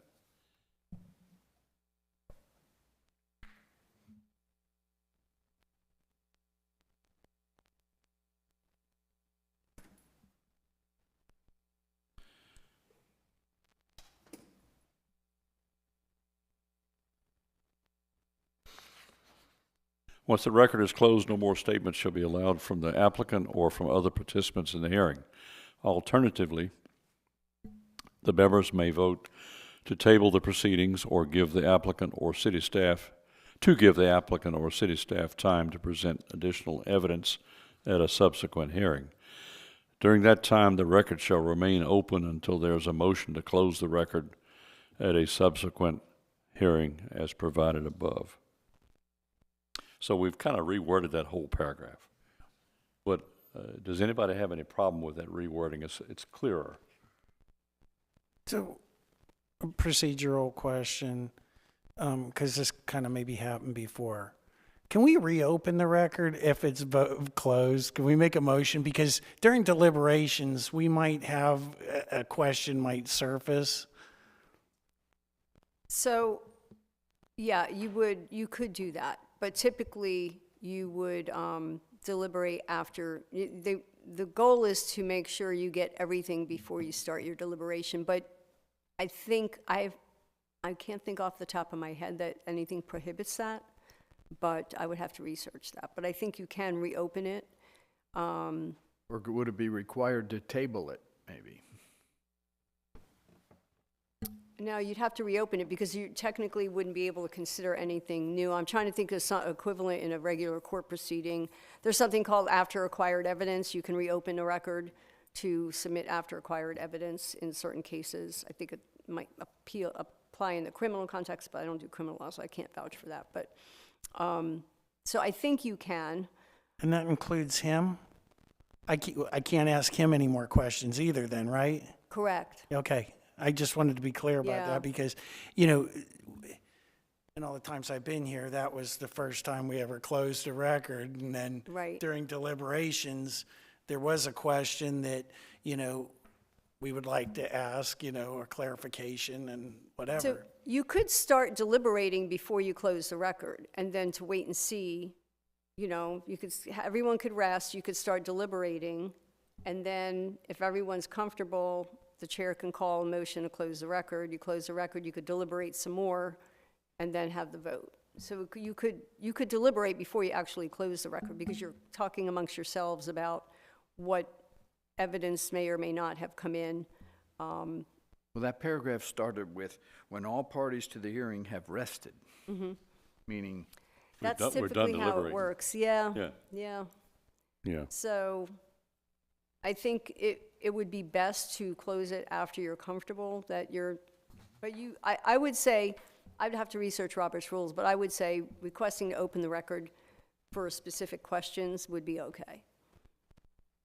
But it would have to be a formal motion. You'd have, yeah. I know the last time we didn't quite do it that way, but it was the first time we closed the record, so. Yeah, I think the city attorney's leading to something, though. It's probably best to deliberate, talk it over, and maybe close the record right before you're ready to take an action on it. You could do it that way, too. But it technically is supposed to be the other way, but, you know, it's what you're comfortable with. And then if you did reopen it, I have to just research that. I'm pretty sure you could do that. Okay, can we go ahead with 16 as it's written? 15. I'm sorry, 15? 15. All hands? Any hands? Okay. We move to 16, and 16, there has been no change to 16. I was just going to suggest a very small edit to this one. To which one, 16? 16, yes. It refers to city staff report, and staff report, again, I would just make that plural, city staff reports, because there's not, our record is not just the planning department's report. There's also public works reports, other city staff reports that are in the record. I don't have a problem with that. You all? Okay. Of course. All right, we'll make that plural. Good call. Okay. Now we go to number 17. There's no change. Oh, I'm sorry. Let's vote on 16. Hands, show of hands. All right. 17, no change. 18, no change. 19, no change. 20, no change. And 21, no change. So Okay. we now can move to communication Just, with I others. I had a question on 21. Oh, I'm sorry. All right. That seemed new to me, but I might be wrong. Seems what? It seemed new to me, but I might be wrong. The written findings of fact and legal conclusions shall be reviewed and signed by all members voting in favor of the motion on the application. When would that happen? What? So we're at, Oh, this last sentence. yes. So we have the meeting, we kind of verbally outline some findings. The department writes the findings up, but then they would be adopted at the next meeting, or how would that happen? Well, that was in our version a month ago, Right, well, maybe I'm just thinking. but we are required to, The law requires the Planning Commission as well as the Board of Appeals to make factual findings and written factual findings and written conclusions of law in order to accommodate, if there is an appeal of the decision, the circuit court needs to have findings of fact and conclusions of law to rule upon. If the court does not see findings of facts and conclusions of law in writing, if it just sees a 2-page letter from the city staff, there is a high probability that the court will remand back to this body to redo a hearing and make findings of fact and conclusions of law. So as a volunteer commission, I am highly recommending that you adopt written findings of fact, conclusions of law that can be written by our staff. They're already started doing it. and that those will be approved at the next meeting, or it may not be ready at the next meeting, but whenever it gets done in the appropriate amount of time for approval. I think we have a certain amount of time under our ordinance to get that done. But it's got to be signed by every single member that approved.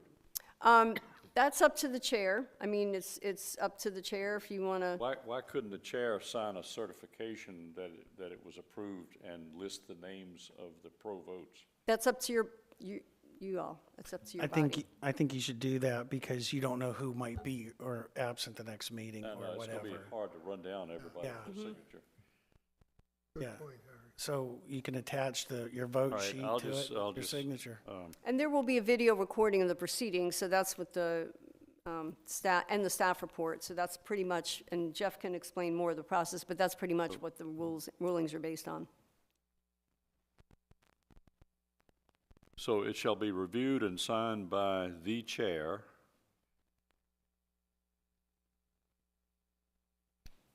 comma, and shall, Listing. With a all record of- members. and shall list the names All members voting in favor.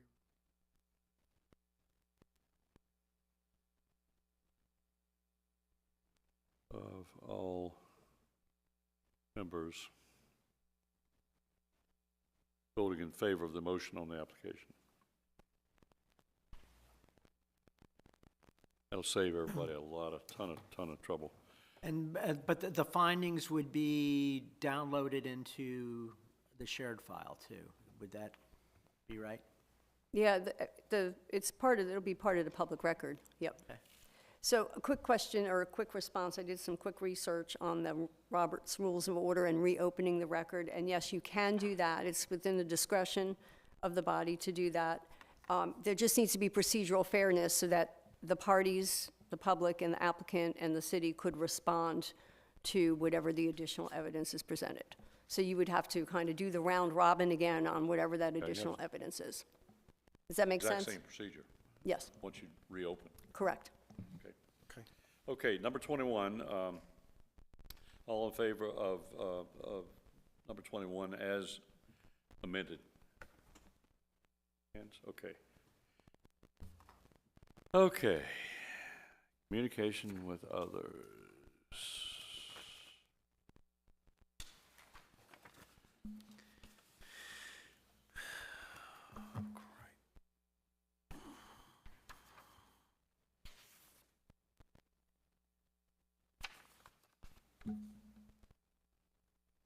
Instead of saying commissioners shall not engage, this got revised to a quorum of commissioners shall not engage in communications with fellow commissioners prior to a hearing. Why? What? Why was the word quorum added? The reason is what we're saying here is that I guess we're saying that it's not improper for two commissioners to discuss a case ahead of time. So just a clarification, are you saying that I can't meet Ed in Starbucks and talk about the case, right? That's what you're saying, essentially. Well, Sorry, Starbucks is my favorite. Well, that wouldn't I be think a he's saying So you the could. quorum means once there's a quorum, the Open Meetings Act will apply. So all of us can't meet at Starbucks to talk about this, is that the end? Correct. Okay. Four of Yes. us can't. So 5 of us can do that, but 7 of us cannot. No, No. no. Less- Less than less than- 4 can. Yeah, less than 4. I thought open meetings act all meant 3, no talking outside. Well, what's a quorum for the Planning Commission? 4. So 4, less than 4 could talk amongst themselves. But you can't have what they call a walking quorum or intentional discussions to purposefully avoid a quorum would be. What about email exchange? Can I do email exchange? Any email exchanges would be subject to the Public Information Act, but if it's long as less than a quorum, that's not prohibited. we're going to have to not even think about comparing this to the previous Right. Right. I think we should, document. We just Focus need to on- look at this as in its own fresh, right. a fresh wording. So let's just look at number one. Before, we were trying to say that none of us should talk to each other about a case before the case. That's what I understood. And I've always felt that that's much more appropriate, that we shouldn't be discussing the case, because when we discuss a case, oftentimes we're trying to convince each other of a way to think. And that's before the hearing. And I've always liked the idea of none of us talking to each other about a case. We keep it to ourselves. We don't discuss the staff report. We don't discuss anything. We just wait. I'm satisfied. We can with talk to it. the department, but we don't talk to each other. I'm satisfied with it saying commissioners shall not engage in communications with fellow commissioners. Because outside of the our hearings themselves, there's not clarity of fact. It's just, becomes subject to opinion and dangerously close to violating the open meetings. So, I remember my April instruction in open meeting. so What's- here's a what- question. and- Please define a walking quorum. I've never heard of that term. So there are a few, there's at least one Open Meetings Act opinion, Compliance Board opinion where, so say your body was separated, 3 members in one room, 3 members in the other room, and one person went between the 2 rooms to establish a decision amongst the body, but they intentionally separated so that there was never a quorum Yeah. at any one time. But the purpose was to get a vote of something. There was another case involved Talbot County where it was a city council in that case, was being asked to quickly take a position on a piece of legislation that was being presented down in Annapolis, which we all know when Annapolis is in session, it's insane. Everything's going in hearings and all that. So the city council deliberated by email chains and text chains about, are you going to vote for it? Are you going to vote? Yeah, I'm going to vote for it. I don't like this position, blah, blah, blah. They were all deliberating using email that was near simultaneous or near contemporaneous. And the Open Meetings Compliance Board found that that was a violation of the Open Meetings Act because it was a quorum communicating. So if this body wants to take the position that to maintain impartiality, that they don't want to discuss the case merits before the hearing, I think that's totally appropriate in the context of the Planning Commission's role. But that wouldn't necessarily be violation of Open Meetings Act unless it was more than a quorum. So there's there's 2 overlaying rules there or considerations, I guess. I still lean back to where we just really shouldn't discuss a case. I think it should be specific, that Yeah. just not cases, like, Yeah. I'd like to talk to Farhad if I see her in Weiss or something like that, and it's like, Starbucks. can't So- talk to Starbucks. So my first recommendation is that we strike the words "a quorum of" Yeah, Yes, and just commissioners. Right. commissioners. Or, I mean, do we really need, I don't know, do we really need to say this? If the rule is, if the Open Meetings Act says don't talk to each other, then don't talk to each other. I mean, About a if it's- case. It doesn't say that, though. It says a quorum cannot talk about a case outside of a hearing. Okay, Enough to, Then a quorum, that means 4 people. yeah, I think you should just clearly lay it out. Whatever the rule is, it's not clear to me, so. Well, here's what I wrote originally.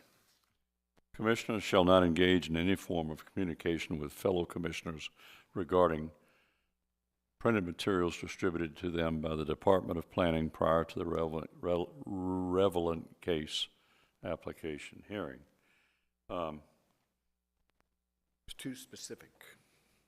That's too specific, I agree. I don't like what I wrote. in a manner that could violate open meeting. So maybe what Warren said, But I think we can drop all this stuff about the quorum. efforts to avoid application of the Open Meetings Act, such as walking quorum. If we're not going to speak to each other, period, about a case, we don't need all that.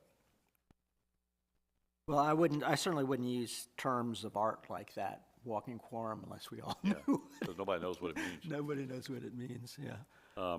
But going back to my original Now we writing do. of specifically referring to printed materials. I don't think we need that either. I think we just shouldn't discuss a case. Period. Respect the confidentiality of the process. Yeah. So can you just say, can you write it the way you're saying it? Because that will be clear to somebody like me. Can I write it right now? I have to think about it. Okay, my point is it should be just clear cut. Yeah, not Yeah, it needs to be clear cut. So, not right now. Okay. based on our discussion, I think you'll like it when I get done with it. So, let's just put it that way. Okay. And moving right along, please. Number 2.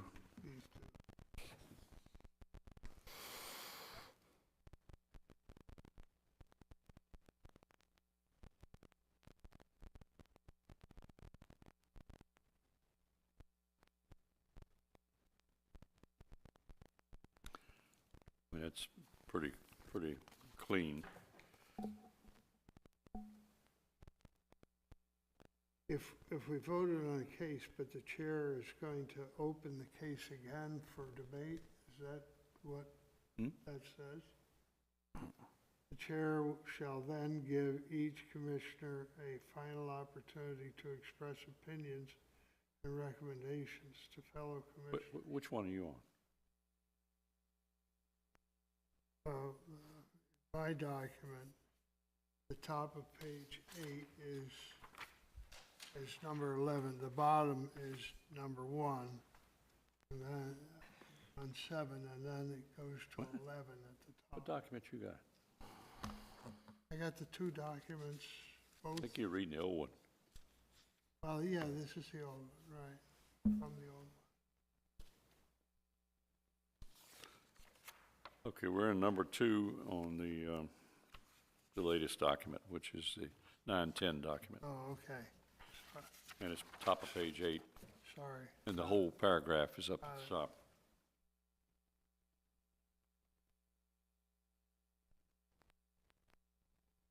Anybody have any issues with that? No. My only question is when you say shall not express or distribute any form, the last part, isn't that what we discussed earlier? That we're not supposed to talk about a case with anyone? Am I missing something? Well, Well, a it's person. similar, rather- very similar to what we just considered, but it Right. deals with it more succinctly. To any person rather. Right. In other words, we're not even supposed to talk to outside people about the case before we get into the hearing. Okay, you all I'm have okay with any number problem 2. with number 2? No? Hands? All right. And number 3, this is where, this is permissive. This lets us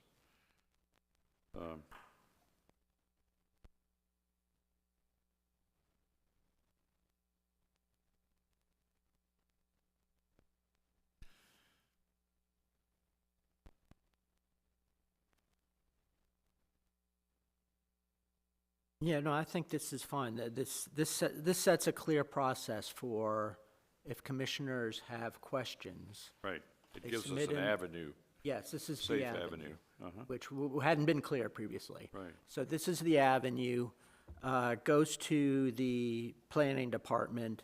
The planning department then sends it on to the applicant for their response. And then the planning department may also share the applicant's response or its response with all the other commissioners as a supplement to the staff report no later than 3 days prior to the case application hearing, which shall then become part of the record. So that puts, by the way, just doing the timeline back, that puts a burden on the commissioners if they do want to submit written comments or questions to the department, you know, ahead of that, ahead of those 3 days. Okay. And that might actually be before the staff report comes out. Because the staff report comes out 7 days ahead, so the time frame gets a little tight. But Jeff, are we clear that by the time you issue a public notice, the application is complete and nothing more is going to be submitted? Correct. Okay. I think that's good to know, because I think it kind of, once you publish a public notice, I think then that gives the commissioners their opportunity to do their site visits, to review all the application documents, make any questions or comments they have, and submit them to you. And that might be before the staff report comes out, and you can choose to incorporate those in the staff report as you wish, but just has to make sure that everything, it gives the commissioners are confident that we have a complete application by the time, and that's 15 days ahead of the hearing. Okay. So Right. I don't really understand number 3. And the reason being is because, you know, my journey begins with the staff report once it's provided to me. And I endeavor to go through all the information I need to that's provided in the staff report and digest it. And, you know, and then I ask the questions of the director of planning when I'm sitting here on the dais. There's not been very many times where either A, I've had earth-shattering questions, or B, I've had the time afforded to me to write him questions in advance that he would be answering and distributing to all the other commission members, that I couldn't wait till Thursday night and just ask him. So again, I'm confused about, you know, I would think that if, why we instead even of need it.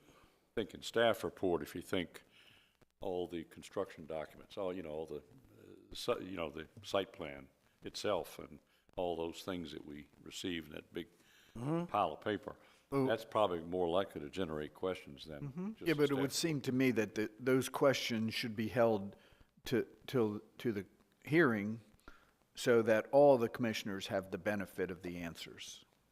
Unless, of course, the staff, you know, the only thing I could see different would be is if they reference something and I couldn't find it on OneDrive, and I'd ask the question like, hey, I don't got this, and then he would distribute it to everybody because it wasn't there or something. You know, other than that, again, I'm just not understanding why we need number 3. There's two kinds of questions. One is, I don't understand what I'm looking at because I'm stupid. And the other kind of question is, can you clarify this because it doesn't make sense? Right. You know, there's two totally different kinds of questions. I mean, I could see any commissioner picking up the phone and just calling Jeff and saying, hey, I'm looking at sheet number 2 here, and what is that? Most of the time when I'm looking at sheet number 2, Jeff's not at work.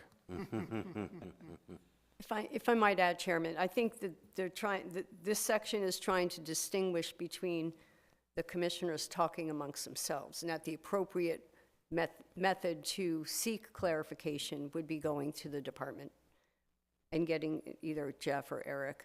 And then that way, if there's something that is missing from the staff report, he can then follow up with the applicant to follow up. So that should be the line of communication. It's really setting up the line of communication on review of the plans, and if the commissioner prior to the hearing needed further information to evaluate. And then allowing the applicant to have the opportunity to prepare something before the hearing if they choose to bring it with them. Yeah, I can see where, and it's happened with me, you can look at an application and it looks incomplete in a certain area. And so you would want to direct that to the director of planning, saying, I don't see this. Or something seems ambiguous in the DPW letter. Or the drawing submitted does not seem to meet the conditions in the field, as I observe.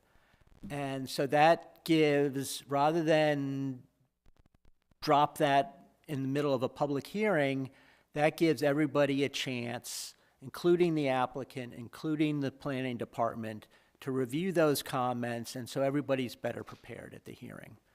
And so we have a more productive hearing. And maybe we find, wait, we're not even ready for a hearing. and maybe we need to postpone this.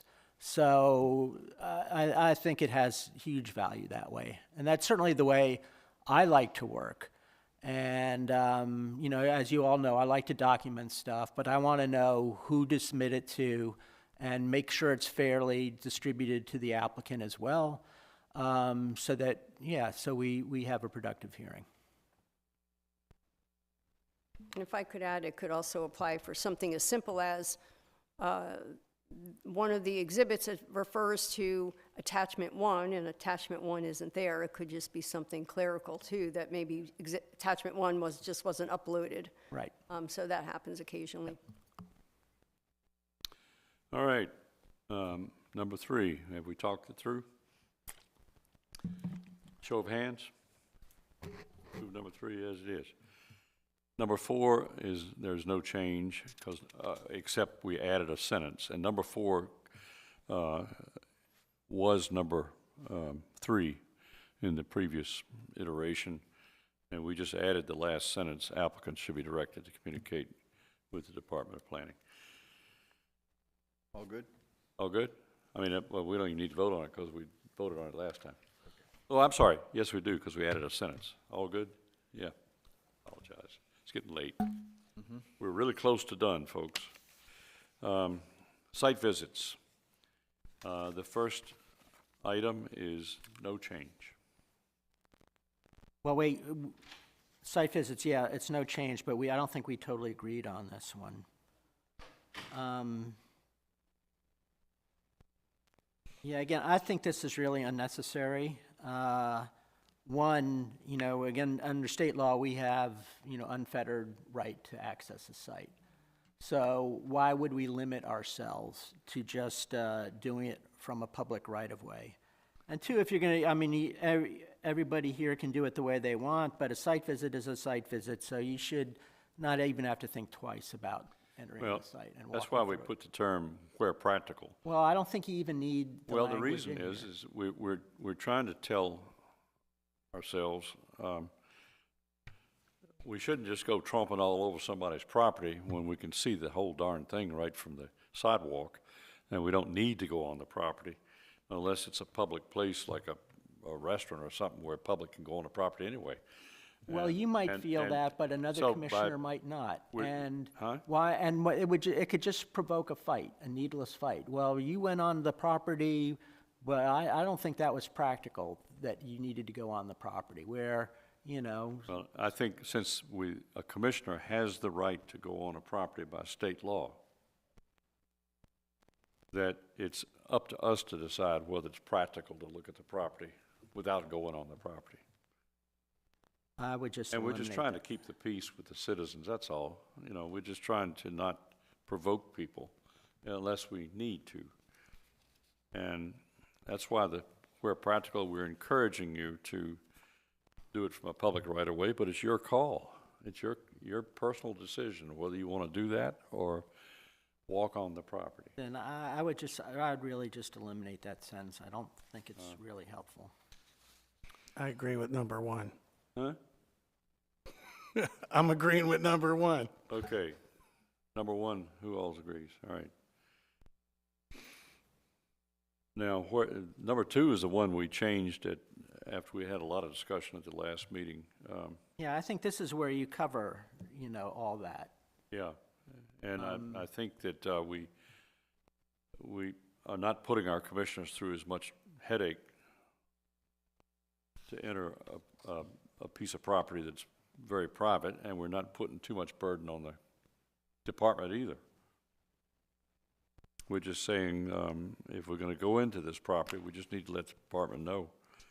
Yeah, I think that's the way to approach it. And then, but we didn't need to limit ourselves like we in that All right. second sentence in number And that 1. was in response to what we discussed at the last meeting. All right, all in favor of number 2 as written. All right, we go to number 3.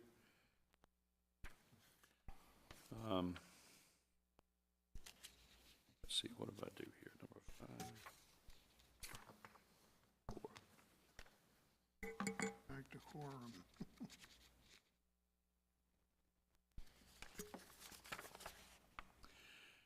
All right, number 3 has been modified.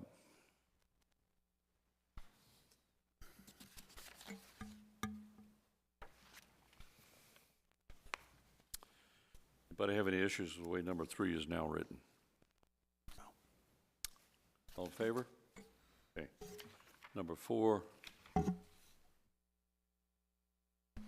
And number 4 is a much bigger paragraph, partly because it cites the code sections and all that.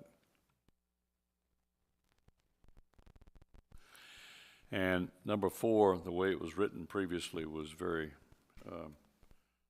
onerous and restrictive, and we loosened it up.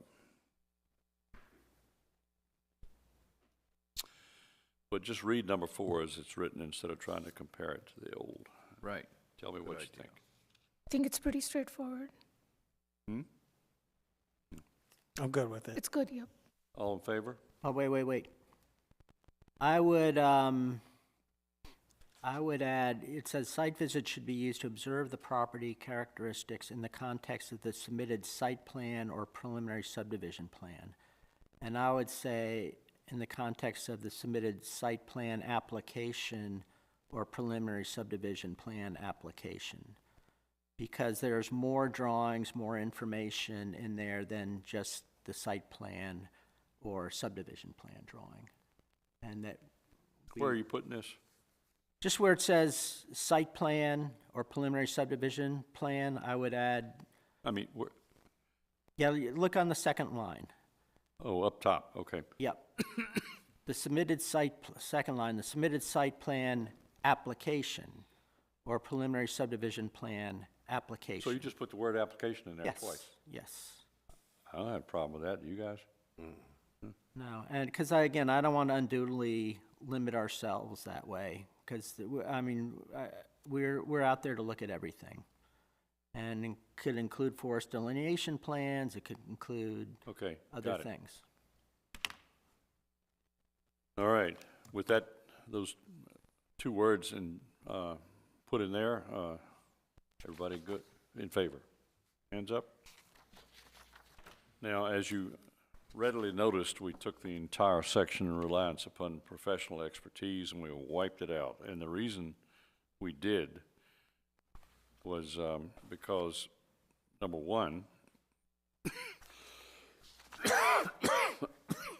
I think Janice was the one that brought up the fact that it was so limiting that she wondered what she would be allowed to do. And I remember her saying that, why am I sitting on a planning commission if I can't do any of those things? Because perhaps she didn't understand some of it, but she was very concerned about it. I came to the conclusion that it was almost impossible to define every situation, and that became crazy, to do that. And So it's not in here. that entire section's gone. Now, the last section, everybody in favor of it being gone? Raise your hand. Yeah, I totally agree. All right. The last section was no change. Okay. And we are done. I motion we adjourn. Huh? Well, no, let's move to accept with changes. So what I'm going to do with this is I'm going to revise it according to what we decided tonight, and get it right out to you, and I'll hopefully have it out to you within the week so that you can see it. And this And thing I would like for you to just give it last thoughts, and then it's my plan to bring this to a vote at our next meeting. Mr. Chairman, I believe you could vote on Say again? the changes as discussed this evening, actually. I believe you could accept a motion and vote on it this evening. Well, I think that we need to, there's a few things in here that I'm gonna have to craft a little bit of language. It's not much, but when you vote, I want you to vote on the exact words that you're happy with. That's the thing. I think that's a And good again, idea. if something turns out to be not as workable as we hoped, always amend these things, right? Do I hear a motion that we adjourn? I already did. So Second. moved. Thank you so much.